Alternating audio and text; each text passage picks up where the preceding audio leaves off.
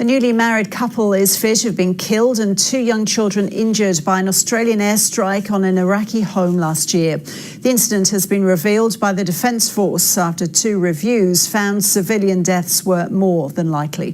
Defence reporter Andrew Green has more. In May last year, at the height of the coalition effort to liberate West Mosul from Islamic State control, Iraqi forces called in air support from an Australian Super Hornet. After an assessment, the Australian pilot was given approval to bomb a 2-storey building where a pair of Islamic State snipers were believed to be hiding. Now the Defence Force has revealed that 2 investigations were launched into the bombing after an eyewitness reported to Amnesty International that 2 adults had been killed and 2 young children injured.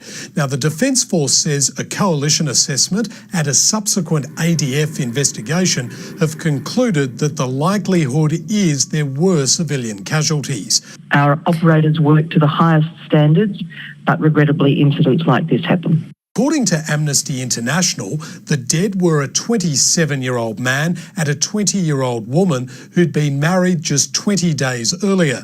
The eyewitness has also reported that the children injured in the airstrike were his 1.5-year-old nephew and his 2-year-old niece. The Australian Defence Force says it's been unable to speak to the eyewitness and has described the deadly incident as deeply regrettable. It's the 3rd airstrike in Iraq involving Australian personnel that's believed to have caused civilian casualties. But I think it is very important for us to recognise what a very complex urban environment this was and the fact that we are operating in a war zone. The Defence Force ended its bombing mission against Islamic State late last year.